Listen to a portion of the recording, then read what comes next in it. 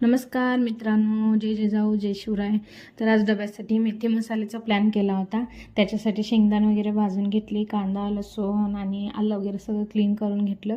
त्याच्यानंतर तीळ जिरं आणि धनं हे तव्यावर भाजून घेतलं. त्याच्यानंतर ते सगळं मिक्सरला छान असं बारीक करून घेतलं. थोडीशी मेथी वगैरे कट करून घेतली. त्याच्यानंतर गॅस चालू केला, गॅसवरती कढई ठेवली. कढईमध्ये तेल जिरं आणि मसाला वगैरे टाकून घेतला. त्याच्यानंतर त्याच्यात लाल तिखट हळद मीठ वगैरे घातलं, ते छान असं परतून घेतलं. त्याच्यानंतर धुतलेली मेथी वगैरे घातली, मेथी घालून ती छान परतून घेतली. त्याच्यात थोडंसं पाणी घातलं. पाणी घातल्यानंतर त्याच्यात भाजलेल्या शेंगदाण्याचं कूट केलेलं ते घातलं. त्याच्यानंतर हे सगळं स्वयंपाक झाल्यानंतर माझी पिलू झोपलेली होती. मग झोपल्यानंतर मी माझी कामं वगैरे आवरून घेतली सगळी.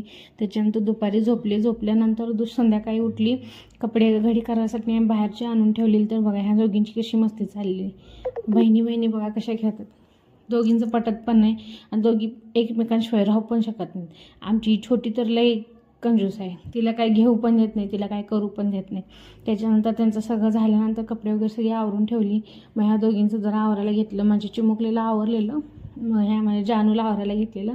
जानूचं आवरताना बघा ही छोटी माझी कशी मध्ये मध्ये करते. तिला ना मी जवळ घेतलं ना तर हिच्या लगेच पोटात दुखतं. तिला अजिबात जवळ घेऊ देत नाही, काय नाही. मग त्याच्यानंतर जानूला इथं पावडर लावून बूथ बनवलेलं तेच तिला दाखवायचं. ते बघ म्हणलं तू कशी दिसतेस. त्या दोघींचं आवरून झाल्यानंतर मी थोडी आवरत होती. इथं केस वगैरे विंचरून घेत होती. केस का नाही मला 2-3 दिवस झालं विंचरायलाच भेटलेलं नाही. त्याच्यामुळे आज थोडा गुंत झालेला जास्त, तो गुंता काढत होते.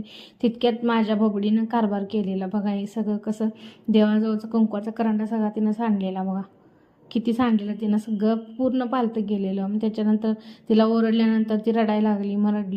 मग रडल्यानंतर थोडं शांत वगैरे केलं तर ती होत नव्हती. मग तिला कॅमेरा दाखवला तर बघा पटकन कशी शांत झाली. कॅमेरा बघितली की शांत होती. मग त्याच्यानंतर परत थोडी रडायला लागली. मग तिला सगळं शांत केलं. शांत करूपर्यंत ती झोपून गेल्यानंतर मग म्हणलं आता कपड्याची ही सगळी कपाटाची सगळी अवस्था खराब झालेली. कपडे ना मला व्यवस्थित ठेवायला जमत नव्हते. दिवाळीपासून सगळी कपाटाची खराब अवस्था झालेली. तर हा जो कपा होता ना साड्यांचा, तो मी आवरायला घेणार होते, म्हणून मला फक्त आज तेवढंच आवरणार होते. साड्या वगैरे सगळ्या काढल्या कपाटातून बाहेर. मी एक घडी करून ठेवली. घडी करून झाल्यानंतर दिसायला कपाट छोटा दिसतो, पण त्याच्यात एवढ्या साड्या बसतात बघा. किती साड्या घडी केल्या. घडी करून झाल्यानंतर मग त्या सगळ्या अशा ठेवून घेतल्या. छान अशा व्यवस्थित घडी करून घेतल्या. जेणे की जरी पडल्या तरी पण ती घडी निघू नये अशी घडी करून घेतली. सगळ्या साड्या एक अशा वर ठेवून घेतल्या. एवढंच कपाट आहे पण एवढ्या साड्या आहेत. एवढं ठेवूपर्यंतच मला नाकी नऊ झालेलं. तर भेटू नेक्स्ट व्हिडिओमध्ये. तब तक चलो.